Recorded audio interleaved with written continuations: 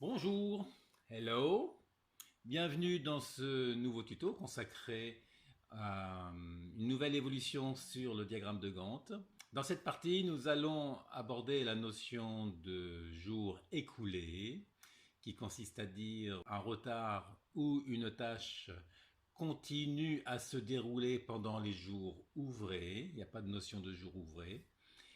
Ça, c'est la première chose. Et ensuite, on va autoriser d'autres types de liaisons. Jusqu'à présent, on s'était dit qu'une tâche était liée à son prédécesseur obligatoirement par une relation de type fin-début.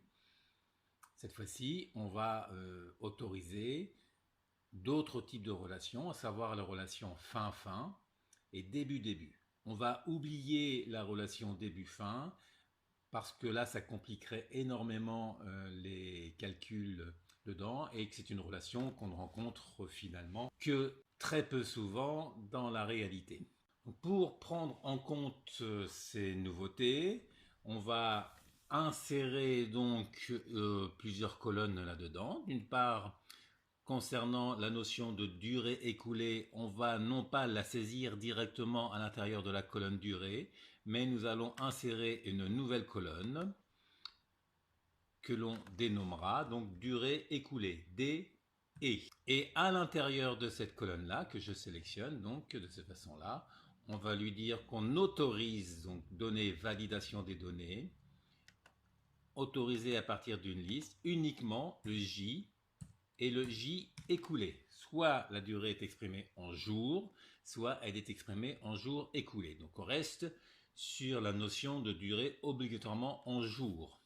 Donc OK, et on partira du principe que s'il n'y a rien de renseigné, ce sera des jours.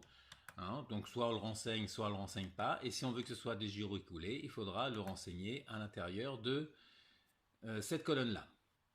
Pour les prédécesseurs, donc, nous partons sur la possibilité d'autres types de liens, donc nouvelle colonne, et on va définir une colonne en la renommant type.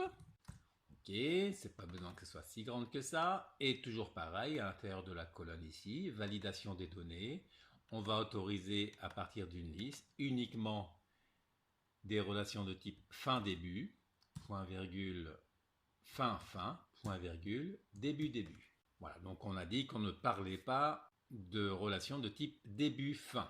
Ok, et même principe que pour les durées, on partira du principe que s'il n'y a rien de renseigné à l'intérieur de la colonne, ce sera obligatoirement une relation de type fin-début. Si on veut que ce soit autre chose, il faudra absolument le renseigner. Mais en l'absence d'information, ce sera du fin-début. Et concernant le retard, là aussi, donc possibilité de définir des retards en durée écoulée, en jours écoulés, donc insertion. Là, je vais la renommer RE comme retard écoulé. Pas besoin que ce soit si grand. Et même principe que pour les durées écoulées.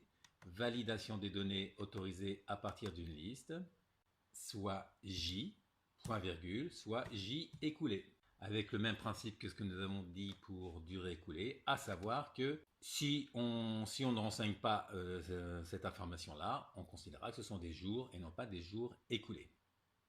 Voilà pour la modification du tableau de saisie, du planning par lui-même. Donc évidemment, il va falloir aller modifier le code. Alt F11. Et donc on est parti de l'évolution 1 qu'on avait fait dans le précédent tuto. Donc vous aurez la possibilité de le récupérer via le lien qui sera défini dans la description sur YouTube. Ou alors si vous êtes parti du site, dans la description qui se trouve à côté, dans la colonne de droite du tableau sur lequel vous êtes parti. On avait deux modules définis dedans. Un module qui était réservé pour la mise en forme conditionnelle. Il ne devrait pas y avoir de modification à l'intérieur de cela. Et donc on avait le module 1 dans lequel véritablement on crée le Gantt. Nous allons avoir besoin de faire différents calculs. Et donc, de façon à ne pas avoir à refaire les calculs plusieurs fois à l'intérieur du code, on va utiliser d'autres variables que celles qui avaient été définies au départ. Parmi les variables, nous allons avoir à déterminer une date de début de la tâche qu'on va calculer. Donc il va falloir qu'on calcule, qu'on détermine une date de début pour les différentes tâches. Donc dim, d comme date deb, as date. As date si vous préférez. Même chose pour la date de fin, dim, parce qu'il y a de relation début, enfin fin, donc on peut être amené à déterminer une date de fin. Donc d fin as date. Même chose au niveau des prédécesseurs. Donc dim, d, deb, p comme prédécesseur as date. Et pour le fin aussi. Dim, d, fin, p as date. Ça peut être utile de mémoriser dans une variable la notion de retard. Donc dim, là cette fois-ci, un integer va suffire pour le retard parce qu'on n'imagine pas d'avoir des retards de 16 000 jours. Donc i comme integer retard, as integer. On va également récupérer dans une variable le type de durée. Est-ce que ce sont des jours ou des jours écoulés? Dim, donc là c'est une chaîne de caractères. std, type de durée as string. Et même chose pour le retard. Dim str, type de retard as string.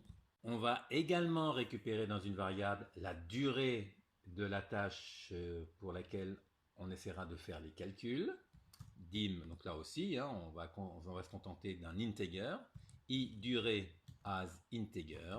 Et enfin, il nous reste la durée du prédécesseur à récupérer, puisque c'est à partir de là qu'il va y avoir un certain nombre de choses qui vont se calculer. Donc dim i durée p as integer. Voilà pour les principales variables qu'on va être amené à utiliser.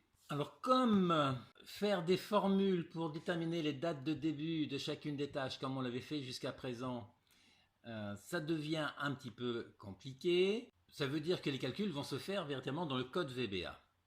En revanche, concernant la date de fin, on va pouvoir l'effectuer ici parce que la date de fin n'est déterminée que par la date de début, la durée de la tâche et éventuellement, évidemment, la notion de durée écoulée. Donc ça veut dire que pour la date de fin, je vais commencer la formule dans la première cellule de la colonne fin ici. Il y a simplement à vérifier, est-ce que la durée est une durée standard, on va dire, en jours, ou rien, ou est-ce que la durée est une durée en jours écoulés? Ça veut dire que là, telle qu'elle est calculée actuellement avec le série jour ouvré, ça veut dire que c'est une durée standard. On va simplement lui rajouter un test, donc juste entre le égal et le série. On va rajouter donc si, entre parenthèses. Si la colonne DE durée écoulée est égale entre guillemets à JE, est-ce que c'est une durée écoulée? Je ferme les guillemets. Alors, on va restaurer la formule telle que nous l'avions faite dans le premier tuto du diagramme de Gantt, à savoir qu'il fallait prendre la date de début, auquel on ajoutait tout simplement, plus la durée, et moins 1, parce qu'il y a une notion d'intervalle. Si on commence la tâche au début d'une certaine journée, en l'occurrence ici le 6 mars, et que la tâche dure 2 jours, la date de fin, ce sera à la fin de la deuxième journée, c'est-à-dire le 7 mars et non pas le 8, d'où le moins 1. Point virgule, donc là, dans cette hypothèse-là, c'est si on n'est pas en durée écoulée, et on vient fermer la parenthèse à la fin.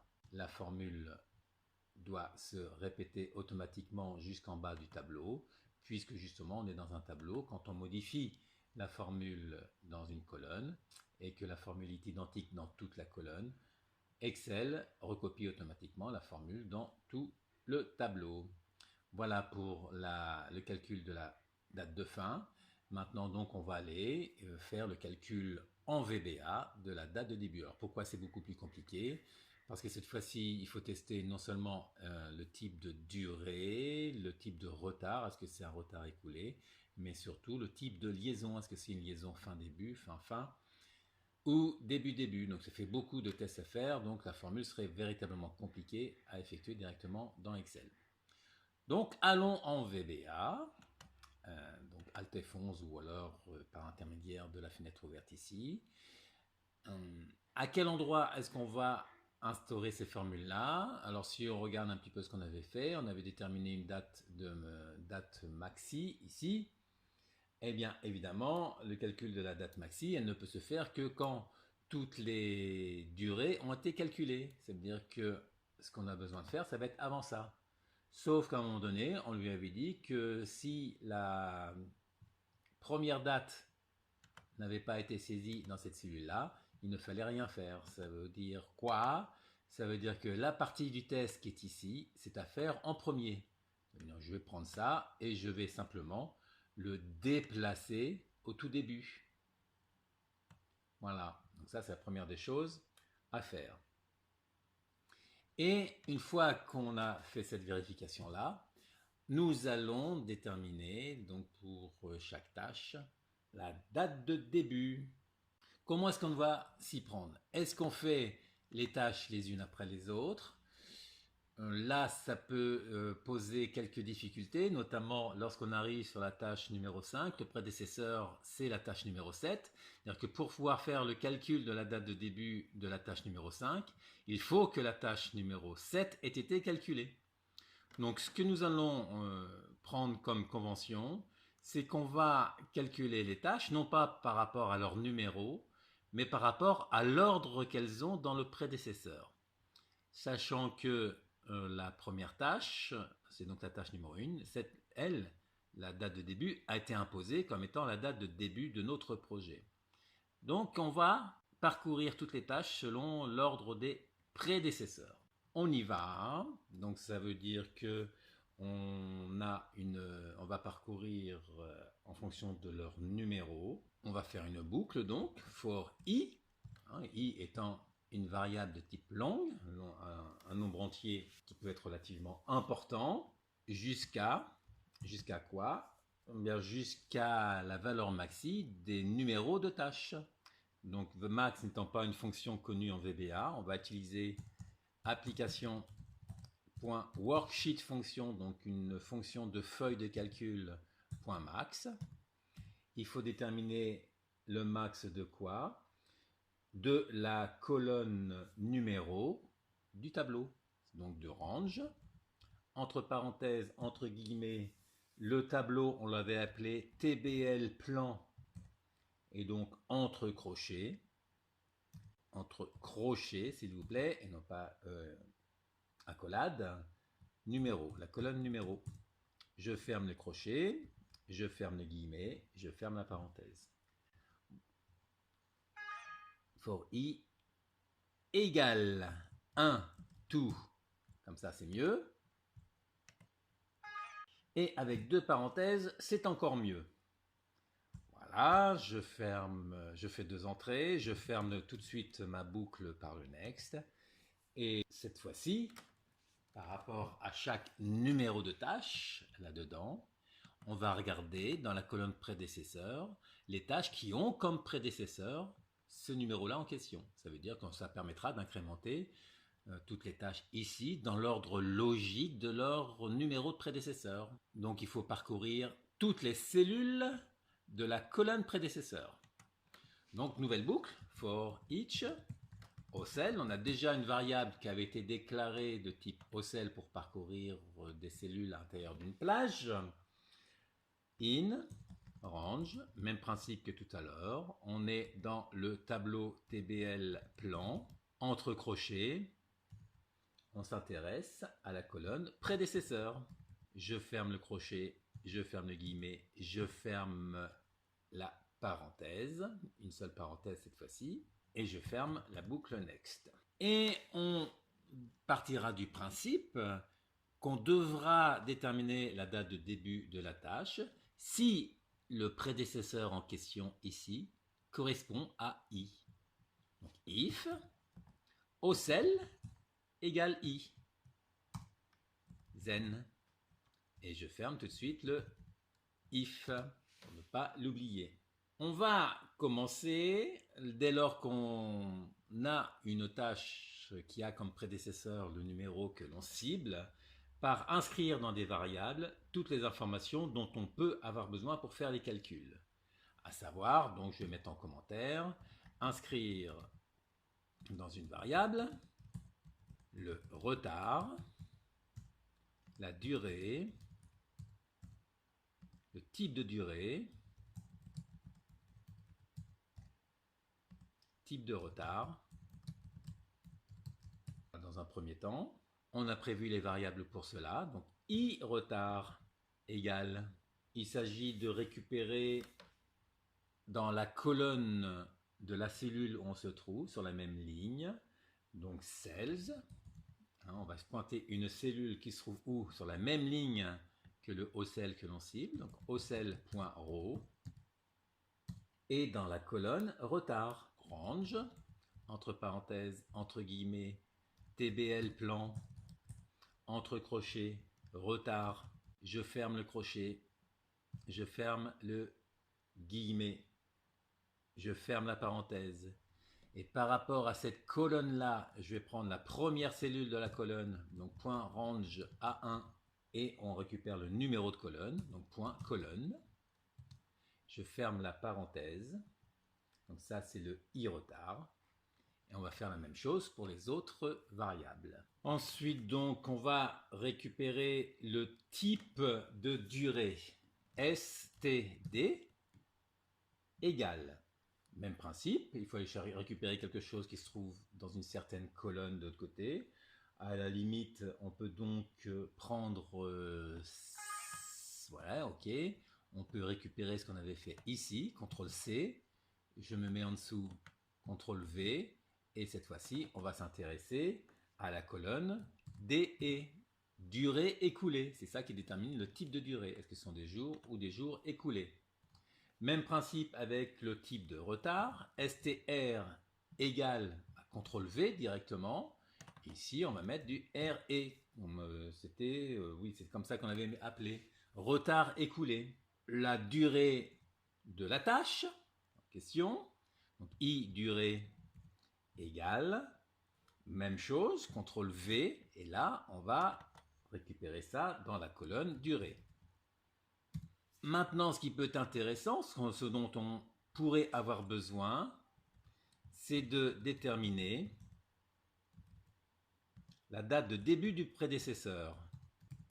La date de début du prédécesseur, donc on a prévu une variable pour ça, d, date de début, ddeb prédécesseur, égale. Alors là, cette fois-ci, il faut aller récupérer quelque chose qui se trouve ailleurs et qui est déterminé par ce qu'on a dans la colonne prédécesseur. Donc il faut faire une recherche verticale. Nous allons partir du principe que les tâches sont ordonnancées, sont toujours triées dans l'ordre croissant ici, avec toujours des numéros qui vont de 1 jusqu'à la fin. Donc ça veut dire que on s'interdit dans notre exemple, qui reste un exemple qui en théorie reste simple. On n'est pas dans MS Project ici, on reste dans Excel. Vouloir faire un Gantt dans Excel, ok, mais il ne faut pas non plus que ça devienne trop galère. Donc on conserve certaines conventions. Et la convention, en l'occurrence, c'est de dire que les tâches sont numérotées à partir de 1 et toujours dans un ordre croissant. Pas question de faire des tris sur les relations, sur les prédécesseurs ou quoi que ce soit d'autre. On reste comme ceci. Ça, c'est notre convention. Ça veut dire quoi? Que lorsqu'on a un prédécesseur ici, par exemple le prédécesseur numéro 1, se trouve sur la ligne numéro 2 obligatoirement. Donc on va utiliser cette convention-là pour faire notre formule, de façon à ce que ça reste relativement abordable. C'est déjà suffisamment compliqué comme ceci. Donc la date de début du prédécesseur va être déterminée par une cellule en fonction de son numéro de ligne et du numéro de colonne, le numéro de colonne étant la colonne début tout simplement. Ça veut dire que cette date de début du prédécesseur, on va la trouver dans une certaine cellule, cells. Le numéro de ligne va correspondre à l'emplacement du prédécesseur ici dans la liste des numéros ici. Ça veut dire que là, si on regarde la tâche numéro 7 avec la convention que l'on choisit ici, la tâche numéro 7 est obligatoirement sur la ligne 8. La tâche numéro 1 est sur la ligne 2, etc. Moralité, le numéro de ligne correspond au numéro du prédécesseur qui est déterminé soit par ocell en fait ou par i. Donc on va faire i plus 1 directement, virgule, et le numéro de colonne, ça va correspondre orange, entre parenthèses, entre guillemets, du TBL plan, toujours, avec l'intérêt d'avoir déclaré le plan de cette façon-là. Entre crochets, la colonne début. Je ferme le crochet, je ferme le guillemet, je ferme la parenthèse. On s'intéresse dans cette colonne-là à la première cellule, par exemple, range A1. Mais si c'est la deuxième, c'est pareil. Et on ferme la parenthèse. Et par rapport à cette cellule-là, on s'intéresse au numéro de colonne, qui vient donc alimenter la partie cells ici pour savoir dans quelle cellule il faut récupérer la date de début du prédécesseur. Je ferme la parenthèse. Même principe pour la date de fin. Donc à la limite, je peux prendre les deux lignes ici. Voilà.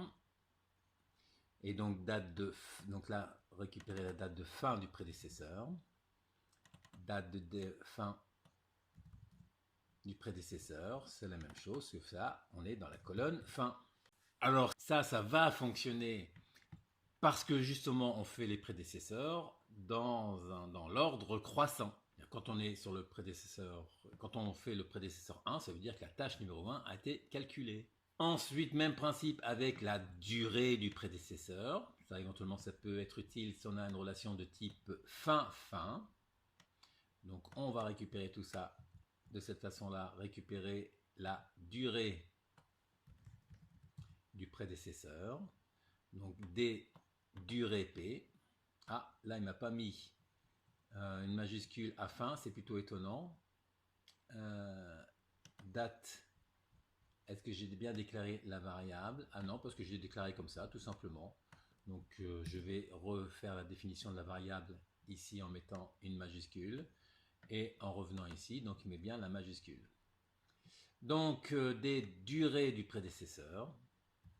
La durée, c'est plutôt un integer. Durée prédécesseur, voilà, il met bien le D majuscule. Et cette fois-ci, on va dans la colonne durée. Et à partir de là, on va pouvoir déterminer la durée. On va pouvoir déterminer la date de début de la tâche sur laquelle on veut inscrire, de la tâche en question, qui est, si on peut dire, le successeur.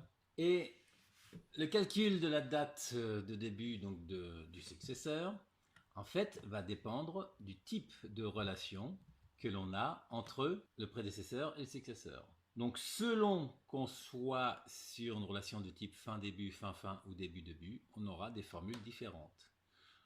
Ça veut dire qu'on va faire des tests, non pas avec une structure if, mais on va le faire avec une structure de type select case, qui est plus simple à gérer. Select case, évidemment quoi? Ce que l'on a sur la cellule que l'on pointe, c'est dans la relation type de prédécesseur. Ça veut dire qu'on est dans un calcul de ce type-là, ici, CTRL-C, avec le... Non, pardon, plutôt, on est dans un calcul de ce type-là. On s'intéresse à quelque chose qui se trouve sur la ligne de la cellule successeur, qui correspond donc à ocell, celle sur laquelle on fait le calcul. Donc, CTRL-C, et je me mets ici un espace, CTRL-V. Et on s'intéresse à la colonne type. Ah, donc, on va fermer tout de suite le select, end select. Et on va étudier les différents cas. Donc il y a comme cas case fin début qui est le plus simple a priori. Ensuite on aura le cas ou plus exactement, parce que là ce qu'on s'était dit c'est que en l'absence d'information on considérera que c'est du fin début. Ça veut dire que soit c'est fin début, soit c'est du vide. Alors on peut mettre les deux possibilités à ce niveau-là, pourquoi pas, virgule et vide. Donc on ne le met pas comme ça. Ensuite, on fera le calcul pour une relation de type fin-fin. Et enfin, on fera le calcul pour une relation de type début-début. Donc case ff, case début-début. On va faire une sauvegarde de tout ça, mais pour moi, je vais changer le nom. Vous faites ce que vous voulez. Parce que là, j'étais resté en Gantt Évolution 1. Moi, je vais le mettre en Gantt Évolution 2. Gantt Évolution 2. Que vous pourrez récupérer, finaliser dans la description du site. Donc, on va commencer par ce calcul fin-début. Là, il va falloir faire d'autres tests. Donc, on va faire à chaque fois, il y a peut-être une façon plus directe de faire ce que je vais faire, mais c'est relativement complexe. Donc, on va y aller de façon un petit peu linéaire là. Je ne cherche pas à condenser les calculs pour éviter les problèmes un peu trop complexes de logique. Donc, on va commencer par tester if le type de début, le type de durée par exemple, pardon, if le type de durée, STD, égale jour écoulé, JE. Là, il faut attention, il faut l'écrire exactement de la même façon que ce qu'on a prévu dans la validation des données. Sinon, si vous oubliez de mettre la majuscule et que dans validation des données, vous avez prévu de mettre une majuscule, il ne va pas trouver la correspondance en VBA. Je rappelle que les correspondances de chaînes de caractères en VBA est sensible à la casse. Alors si vous voulez, donc là je mets le zen et je ferme le ndif. Donc si vous voulez éviter ce genre de phénomène, qu'est-ce qu'on fait? On rajoute devant un vba.lcase, on transforme en minuscule le std, ce qu'on a récupéré dans la variable un petit peu plus haut, voilà ici. Et là, même principe, à ce moment-là, il faut mettre en minuscule avec le JE. D'accord? Donc là, pour le coup, si vous transformez la partie gauche en minuscule, il ne faut pas oublier de mettre que des minuscules à côté parce qu'il ne trouvera jamais la correspondance. Si on est donc en jours écoulés au niveau de la durée, on va tester le type de retard qu'il y a par rapport au prédécesseur. Donc if, même principe, donc vba.lcase si vous voulez assurer STR, si le type de retard est égal à jour écoulé, là aussi, entre guillemets, c'est mieux, zen, alors je ferme le ndif. La date de début, donc d deb, de la tâche, va être égale à la date de fin du prédécesseur qui a été calculé précédemment ici, plus 1 et plus le i retard. Et à partir de maintenant, une fois qu'on a compris cette logique-là, tout va être selon ce principe-là. Le else ici, c'est dans l'hypothèse où le retard étant non pas en jours écoulés, mais en jours calendaires. À ce moment-là, la date de début va être égale. On va être obligé d'utiliser la notion de série jour ouvré telle qu'on l'avait dans la feuille du calcul. Là aussi, c'est une fonction qui n'existe pas en VBA, donc on va utiliser la fonction de feuille de calcul en n'oubliant pas ici de mettre des, il manque une lettre, des deb, date de début égale. Donc application .worksheet functions, série jour ouvré en VBA ou en anglais en règle générale, ça s'appelle workday. Il faut partir de quelle date? Il faut partir de la date de fin du prédécesseur, puisqu'on est dans une relation fin-début, donc D fin P, plus 1 parce que la durée L n'est pas une... parce que la durée L est une durée écoulée, pardon. Donc puisque la durée était une durée écoulée, on fait le plus 1 au départ, virgule. Et à partir de là, il faut ajouter un certain nombre de jours calendaires cette fois-ci, puisque le retard n'est pas en jours écoulés, qui correspond au i-retard, virgule. Et la liste des jours fériés, donc là je vais le mettre à la ligne, donc espace-bas à la ligne. La liste des jours fériés se trouve dans la feuille de calcul worksheets entre parenthèses qu'on avait appelé férié, on l'a ici en haut à gauche, donc entre guillemets férié, je ferme la parenthèse, point range à l'intérieur d'une plage que l'on avait renommée TBLJF, TBLJF, le tableau des jours férié. Voilà, je ferme la parenthèse du range ici et je ferme la parenthèse de la fonction workday. On a fait le NDIF ici du type de retard. Maintenant, il faut faire la même chose lorsque la durée, elle, n'est pas en jours écoulés. Donc, else. Et on va avoir exactement la même logique, c'est-à-dire je reprends tout ce qu'il y a à l'intérieur ici, à l'intérieur du jour écoulé, je recopie ça à l'intérieur du else, et on va garder le même principe. Sauf que, évidemment, si on n'est pas en jour écoulé à ce niveau-là, ça veut dire qu'on va utiliser l'application .worksheet function.workday directement dans le date de début, y compris lorsque ce sont des jours écoulés. Donc on y va, application.worksheet function.workday. Entre parenthèses, on part de quoi? Toujours de la date de fin, des fins du prédécesseur. Comme le retard est en jours écoulés, on englobe, on inclut à la date de début le retard, donc plus i retard.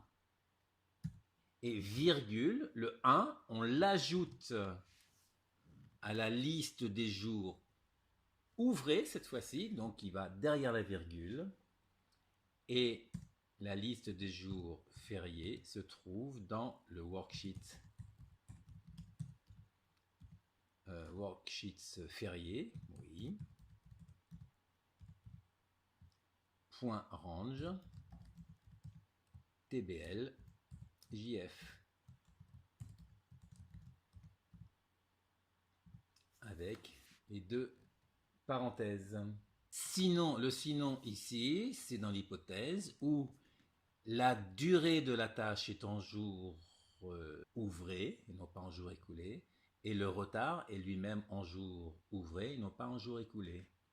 Ça veut dire que le plus 1 qui est ici va basculer de l'autre côté de la virgule.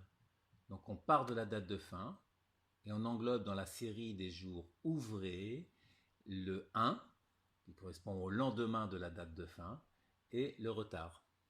Et c'est, en principe, c'est bon pour cette partie-là.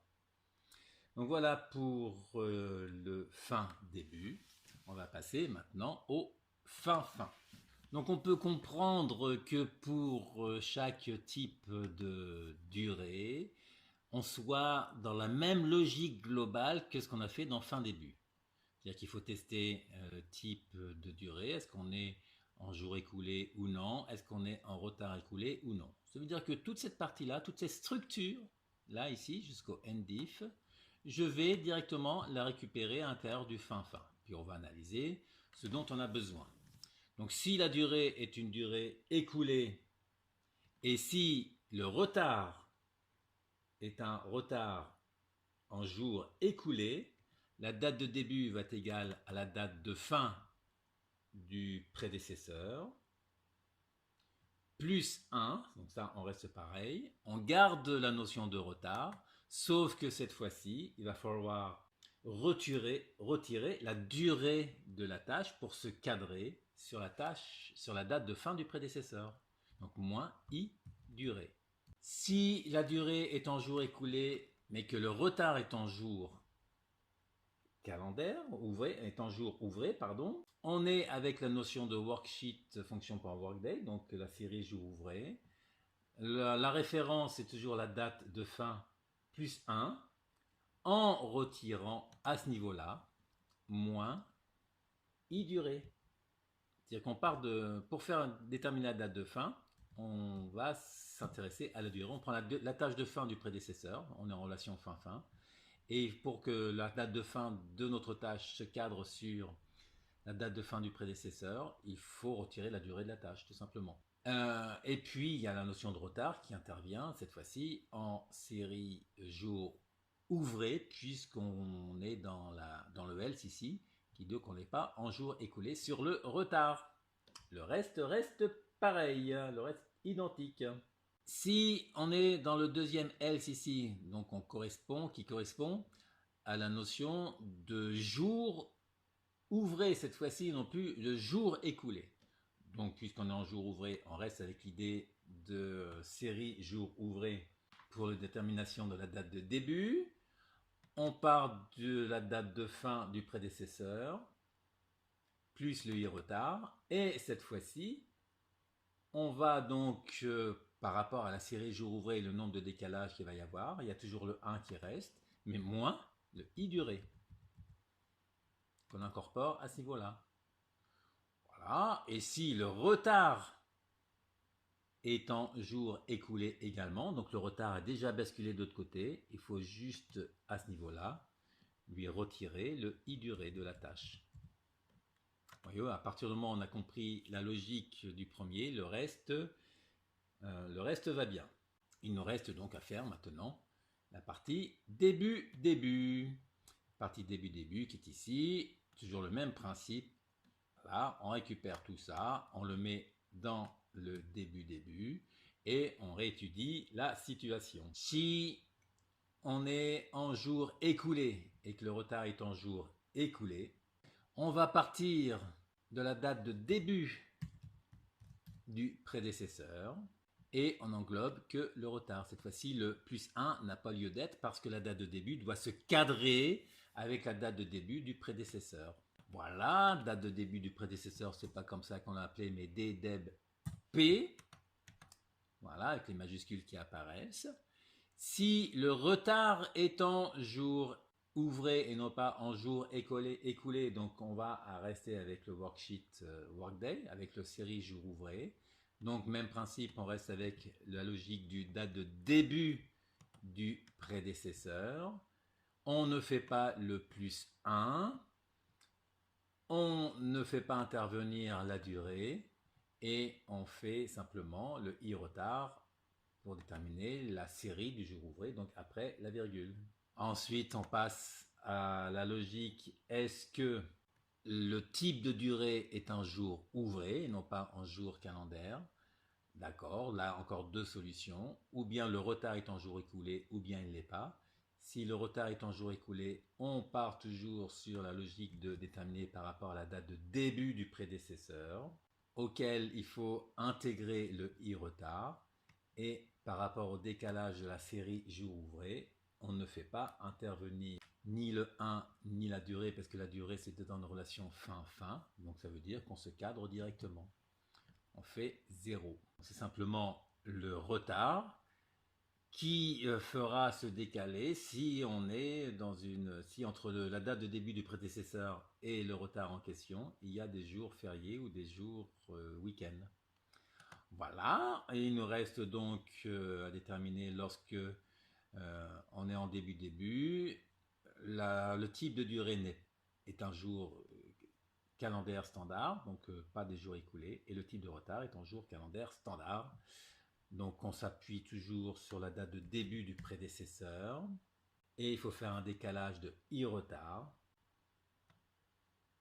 Il n'y a que simplement par rapport à ce qu'il y avait avant, le i retard passe de l'autre côté de la première virgule. Il n'y a pas de 1, il n'y a pas de notion de i durée. Voilà pour les calculs, je fais une nouvelle sauvegarde et on va faire d'autres modifications. Commençons déjà par regarder un petit peu tout ça, ce que cela donne. Donc voilà, donc on a nos 11 tâches telles qu'on les avait définies au départ.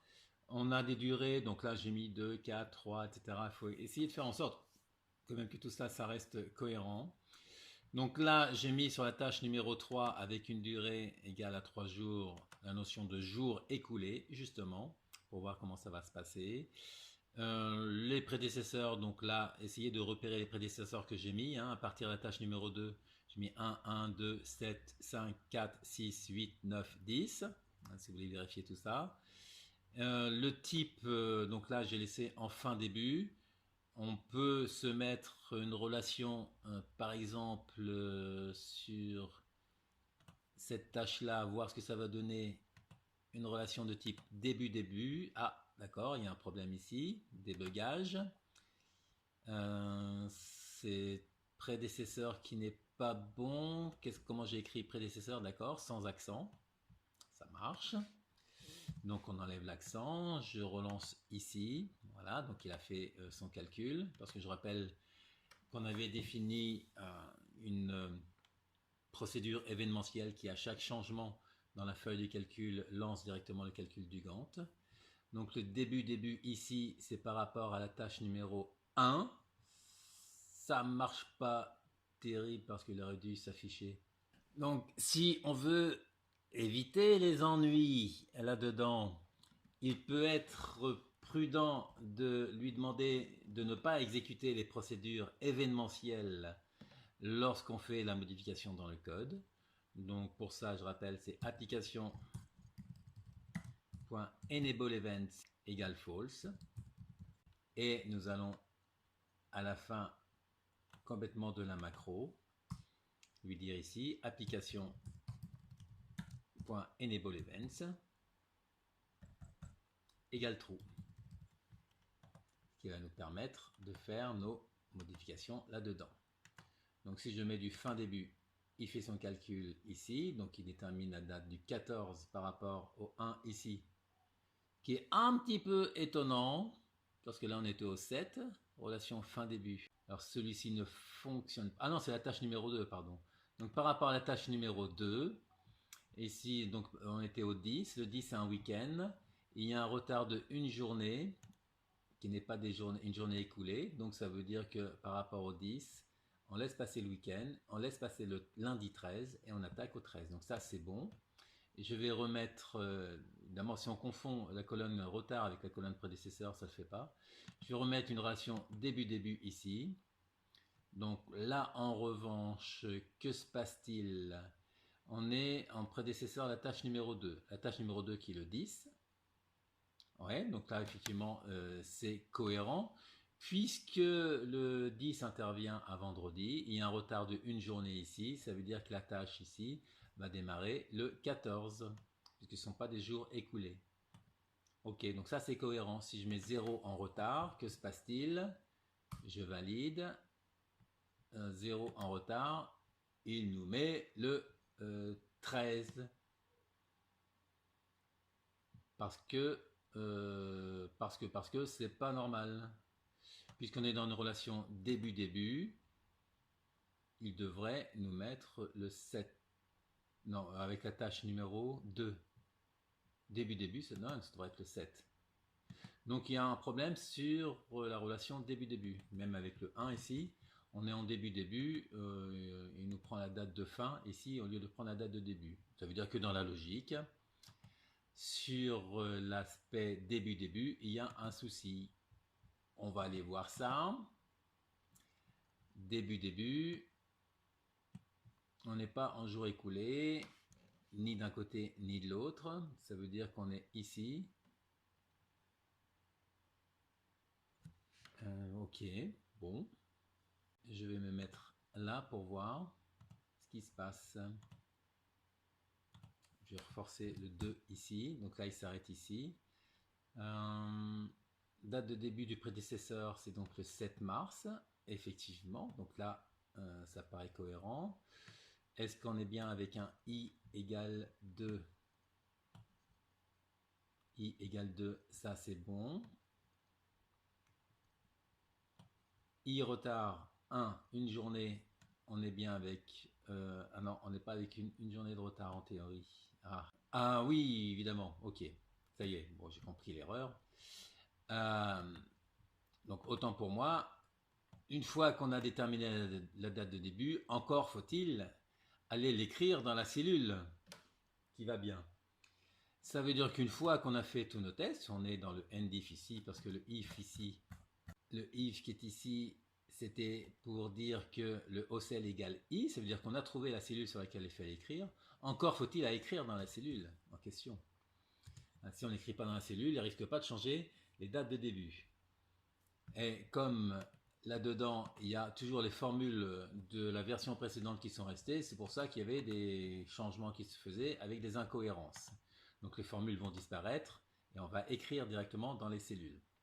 Ça veut dire qu'on va écrire donc 16, ocel.row, virgule, un range, on va écrire dans le tableau tbl plan entre crochets la colonne début, c'est celle-ci qu'on veut modifier. Je ferme le crochet, je ferme les guillemets, je ferme la parenthèse. Point range A1 point colonne. Voilà, égale quoi? Égale date de début.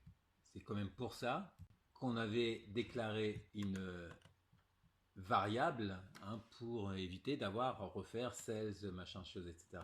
Égale tout ça avec toutes les calculs à refaire là, ici. Donc on avait pris des variables pour nous simplifier la vie. Mais encore faut-il à la fin quand même à l'écrire dans la cellule. Je fais une sauvegarde et on va retester ça. Donc je reforce un 2 là-dedans.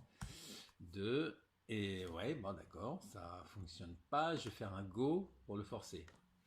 Alors, qu'est-ce qui s'est passé? Comme tout à l'heure, il y a eu un plantage. Ça veut dire qu'il n'a pas eu le temps d'aller jusqu'à la fin de la procédure pour exécuter l'instruction application.enableEvents égale true. Ça veut dire que le fait d'avoir changé ici, il n'exécute pas la procédure événementielle.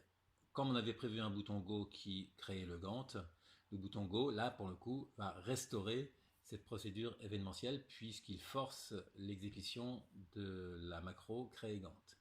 Donc là, on est cohérent puisque début par rapport à la tâche numéro 2. Ici, ça commence le 7. Donc le 7 avec un retard de une journée, ça fait bien le 8. Comme on n'est pas en jours écoulés et que la tâche dure 5 jours, dure bien 1, 2, 3, 4 et 5. Donc ça paraît cohérent. On va faire du fin quelque part. Ici, la tâche numéro 6 au 23 est en relation avec la tâche numéro 5. Donc le 23, tiens, donc là ça durait une journée. Ah oui, il y avait, donc là ça démarre en même temps. Parce que celle-ci dure une journée, celle-ci dure 6 jours, donc c'est pour ça qu'elle se termine plus loin.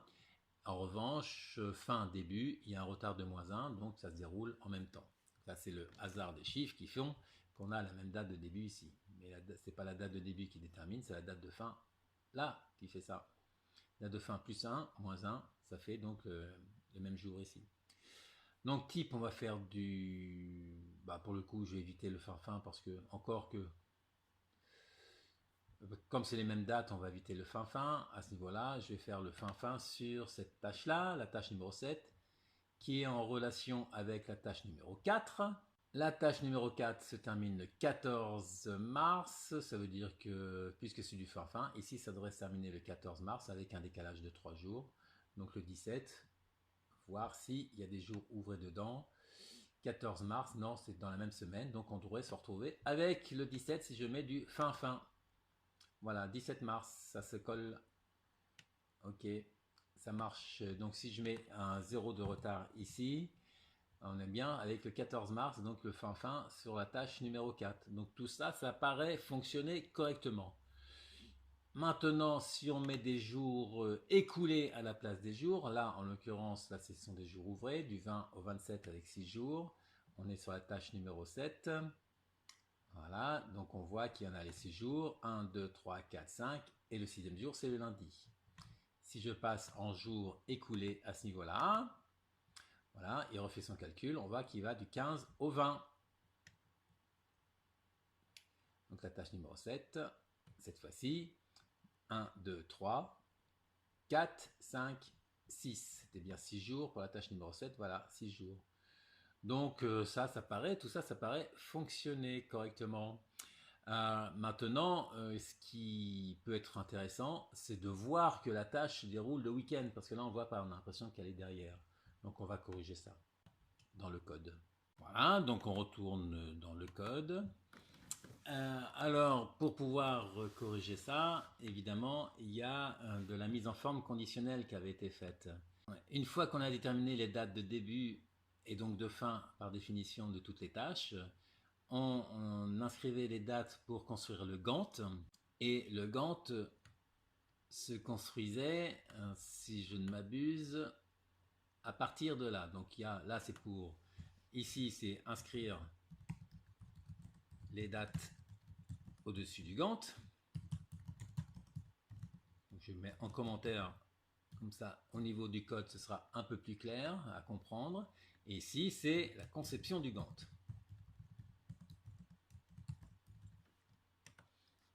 Donc pour chaque cellule